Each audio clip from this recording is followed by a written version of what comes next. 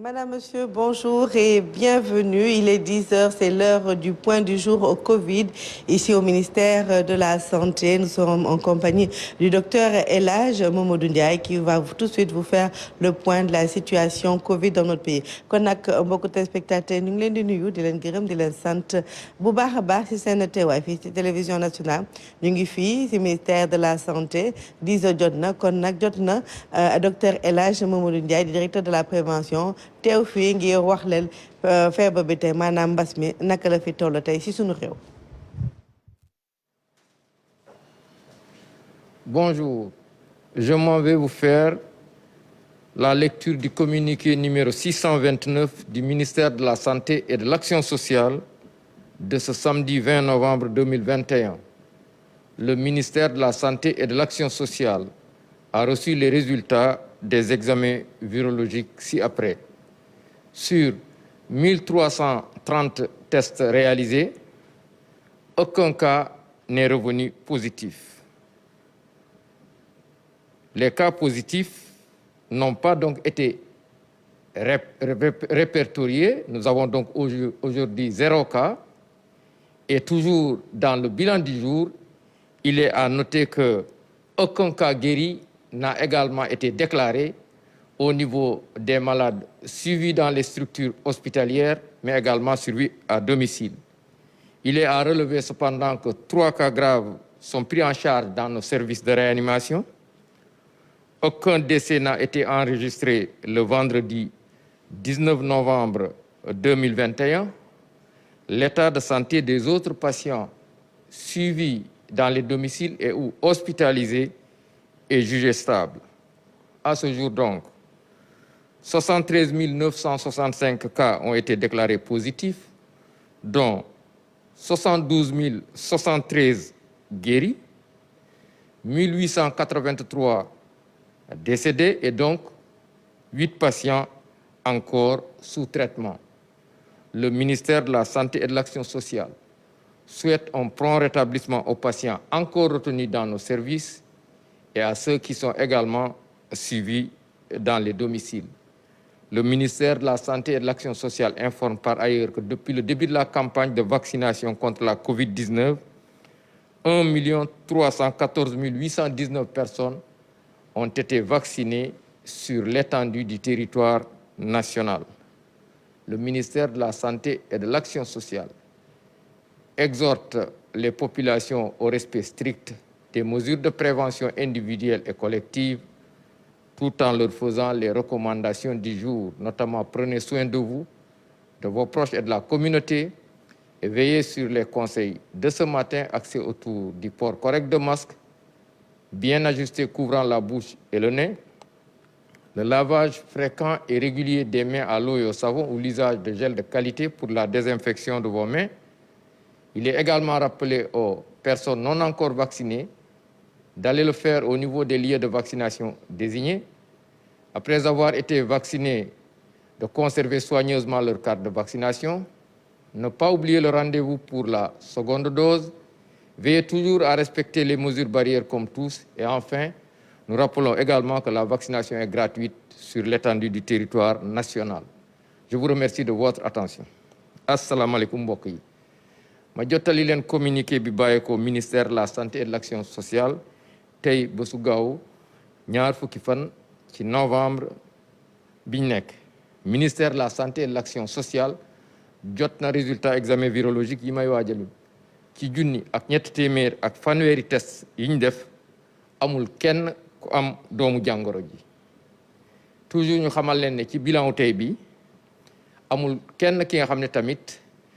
dina génn mooy maanaam dina génn ci hôpital wala ci malade yi nga xam ne ñu leen doon topp ci biir kër yi. Di leen xamal tamit que ñett malade ñoo nekk réanimation. Amul kenn tamit ku génn àdduna bu su démb ajjuma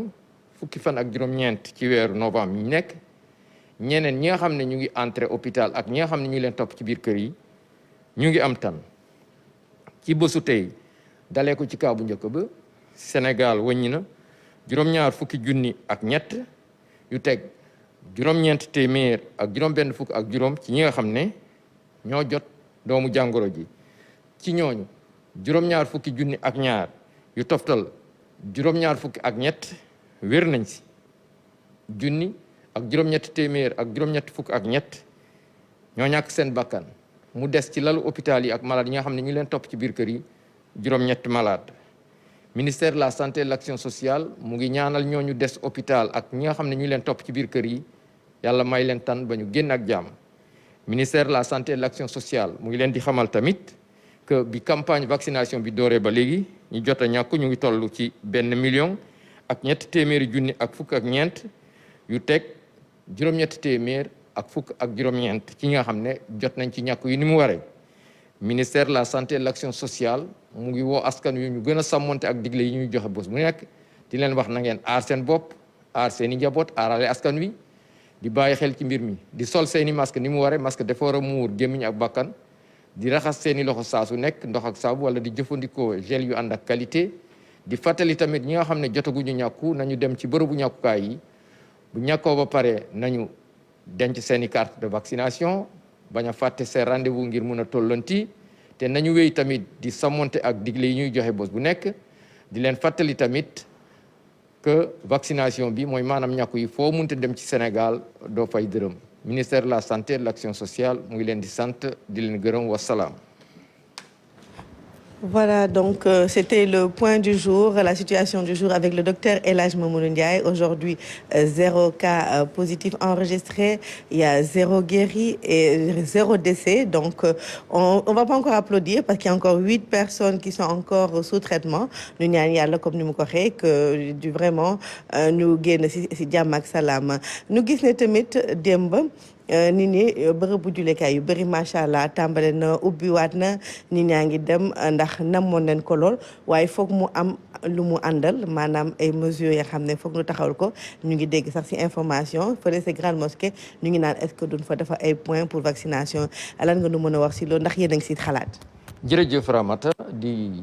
nuyu mbokk téléspectateurs yëpp di leen xamal ne que effectivement soo seetee ci bilan bi tamit am na 0 cas nag. wundul nekk feebar bi jeex na déedéet dañoo xam ne rek ñu ngi ci escalier yu mujj yi maanaam toujours waaye nag ñu ñaan yàlla rek ñu continuer di wéy di bañ a am cas yu néew xam ne que 0 moom du feebar bi jeex na déedéet parce que am nañu feebar am na ñi nga xam ne toujours noonu lay amee day ci di yëg loolu nit ñi ñu xamaale ko noonu léegi nag li am solo mooy que ci période bi ñu toll ni ñàkku bi mooy moo war a nekk suñu farata bi mooy maanaam lépp li nga xam ne li ñuy def nañ ci boole ñàkku yi masque yi raxas loxo yi mais surtout ñàkku yi ci lañ bokk léegi nag loolu tamit dañoo bëgg a ñun ñëpp ñu baral suñu loxo pour vaccin yi egg ci population bi mais population bi tamit gën a ñëw ci structure de santé mooy maanaam poste de santé fi ñu war a ñàkkoo dinañu fexe ba poste yëpp actuellement fu ñu nekk ñoom ñëpp am nañu ay ñàkk yi moom doy na macha allah pour l'instant fu ñu toll nii doy na ci Sénégal mais même yenn bërëb yi nga xam ne aussi ay bërëb yi nga xam ne nit ñi dañ fay faral di bëre ñooñu tamit médecin de district yi ak médecin de région yi dañoo waxtaan ak ñoom ba pare ñooñu tamit ñoom dinañu fexe ba indi ay ñàkk fépp fi nga xam ne nit ñi dañ fay dajaloo wala nangam te ñu aajoo ñàkku fekk seeni xëy na seeni liggéey wala seeni kii du tax ba ñu mun a dem ci dispensaire ñu fexe ba ñu jot ko lu mel ni ay yenn bërëbu jaamukaay yàlla lu mel ni fu ñu jaamoo yàlla lu mel ni ay grande mosquée wala ay jàkk yi dégg nga wala jumaa yi wala aussi église yi lu ci munte nekk fépp fi nga xam ne nit ñi wala aussi même entreprise ak feneen fépp fi nga xam ne am na ay nit ñi ay mbooloo yu fay daje ñooñu su dee am nañu kuréel bu ñu ko yëgalee wala yëgal ko médecin de région wala médecin de district yi dinañ fexe ba équipe ñëw foofu ba nit ñi bëgg a jot ci vaccin yi ñu jot ci fekk du am buuxante du am leneen et cetera ki nga xam ne aussi lépp li nga xam ne da nga amoon ay gàllankoor dinañ la mun a ñàkk ni mu waree nga yore sa carte de vaccination wuti sa passe sanitaire nga xam ne saa bu la tukki bettee tamit di nga fexe ba dem ci jàmm ak salaam loolu daal la ñu bëgg vaccin yi am na tendance baissière bi am na aussi waaye nañu fii la ñu gën a mun a namm suñu ngànnaay pour xeex yaa xam ne vague day ñëw wala ñëwul dina matte wala du matte da ngay doo joxe sa loxo kon nag vague yi am na ci yeneen réew yi ñun fu ñu nekk nii mu ngi wàcc na bu baax nañu continuer di ñàkku bi daal mooy problème bi te loolu tamit vaccin yi am na kilifa yi fexe nañu ba vaccin yi pour l'instant li ñëw ci réew mi dal na xel dina am yeneen yu ñëw dollee ko ak yi ñu am donc nit ñi buñ ci continuer rek du lu bëre ci xeex feebar bi nañ xam ne dinañ ci am ndam. amiin incha allah kon nag mu doon message tey waxtaan bi nu am tey ak docteur El Hadj Mamadou Ndiaye di directeur de la prévention kon nag neen bàyyi xel bu baax a baax ñàkku bi ñu ngi leen di gërëm di leen sant bu baax a baax di leen jox daje suba si beneen point santé incha allah Covid plutôt fii si télévision nationale.